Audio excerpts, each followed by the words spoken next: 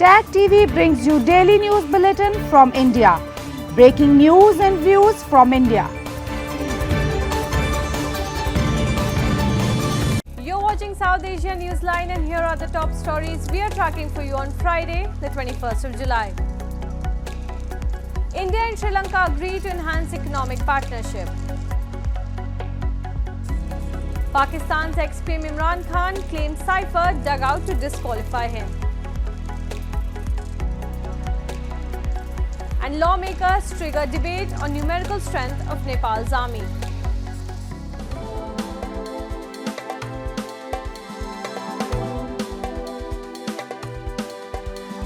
And now for all the details. Indian Prime Minister Narendra Modi on Friday held delegation-level talks with Sri Lankan President Ranil Wickremesinghe, who is on a visit to New Delhi to strengthen economic ties. Both leaders held discussions over issues of mutual interest and later signed agreements to conduct feasibility studies on petroleum line and for land bridge connectivity between the both countries. They also agreed to work on enhancement of air connectivity. Before Wickremesinghe's visit, Colombo had also notified Indian rupee as a designated foreign currency. Terming Sri Lanka an important partner, PM Modi said India-Sri Lanka security interest and development is intertwined.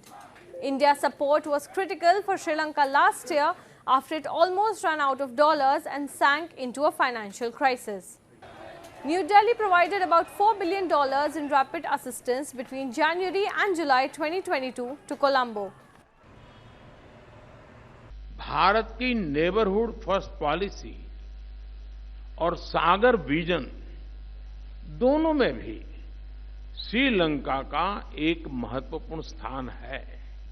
हमारा मानना है कि भारत और श्रीलंका के सुरक्षा हित और विकास एक दूसरे से जुड़े रहे हैं और इसलिए यह आवश्यक है कि हम एक दूसरे की सुरक्षा और संवेदनाओं को ध्यान में रखते हुए साथ मिलकर काम करें। Moving on, both the houses of the Indian Parliament faced adjournment for the second consecutive day with the opposition lawmakers protesting to demand a statement by Prime Minister Narendra Modi on the ethnic violence in Manipur, followed by a detailed discussion on the issue. Defence Minister Rajnath Singh asserted that the government is ready for a discussion, but the opposition is not serious as lawmakers continue to create a ruckus. PM Modi, in an address outside the parliament, had condemned the alleged sexual assault of women in Manipur as shameful and promised tough action. But the opposition has been demanding him to speak inside the parliament.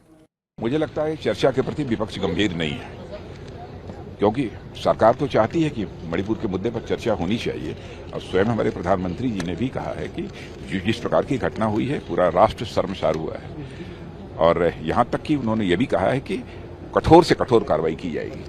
अब इसके बावजूद चर्चा नहीं कर रहे हैं लोग, इसका मतलब कि वो चर्चा से भग रहे हैं। The police have so far arrested 4 people who were allegedly part of a mob that paraded and allegedly assaulted the women after stripping them in the month of May. House of the main suspect was also attacked and burnt on Thursday by women in the state to express their anger. Relatives of the deadly landslide in India's Raigarh, who lost their loved ones in the tragedy, recalled their horror. The monsoon rains this year have claimed over 100 lives across India in incidents of flooding and landslides.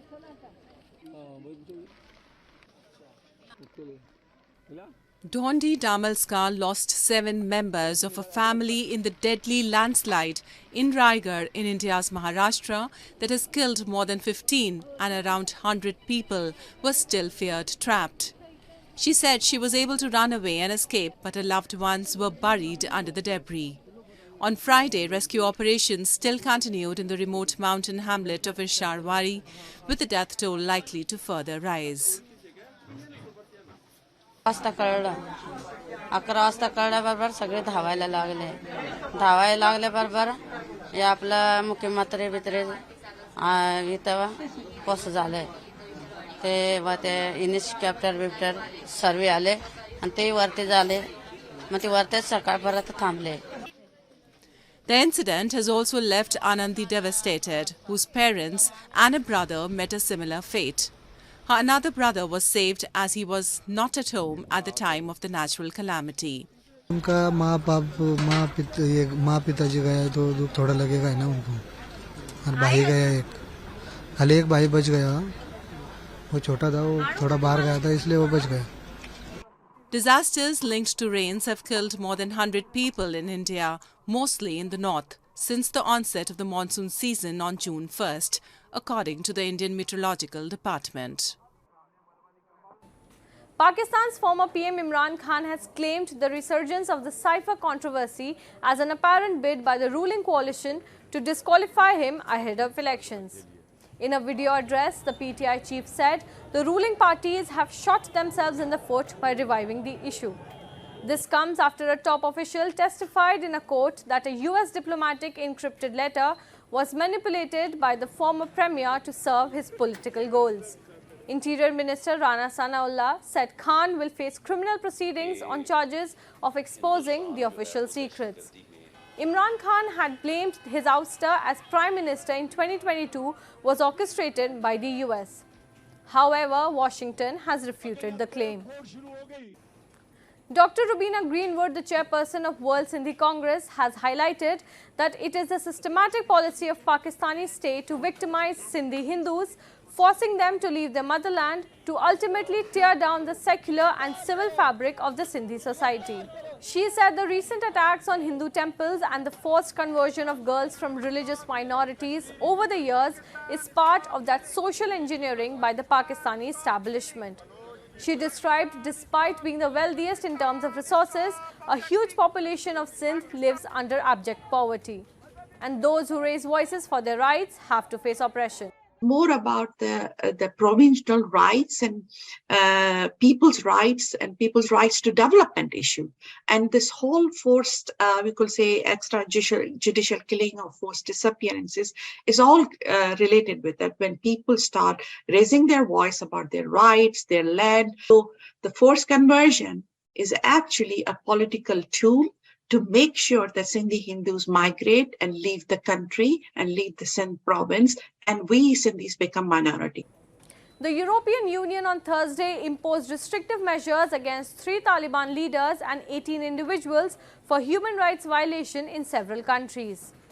In a statement, the EU said the Taliban Minister of Education and Justice as well as the Acting Chief Justice of Afghanistan are among the individuals sanctioned because of their sexual and gender-based violence. Taliban spokesman Zabiullah Mujahid condemned the move and said that the sanctions will not benefit anyone. No foreign government has so far recognized the Taliban's regime in Afghanistan. The country's assets have already remained frozen due to sanctions that have severely hampered banking, business and development. A debate has been triggered in Nepal's House of Representatives over the downsizing of the armed forces after 2 lawmakers questioned the need for its existing size, local media outlets reported. The 2 opposition leaders said as conditions have improved significantly since the end of insurgency era, there is a need of reform and review on the size of the army. However, Nepal's federal government has made it clear there is no plan to reduce the size of the army. Notably, the size of Nepalese army had doubled after Maoist insurgency, while the expenditure has increased at least by 5 times, according to a report by the Kathmandu Post. The comprehensive peace accord that ended the decade-long insurgency had called for security reforms with respect to the country's army.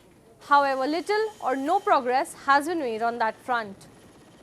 That's all in tonight's edition. We will see you same time next week. Have a great weekend. Good night.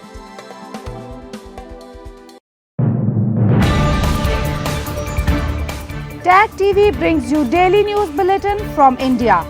Breaking news and views from India.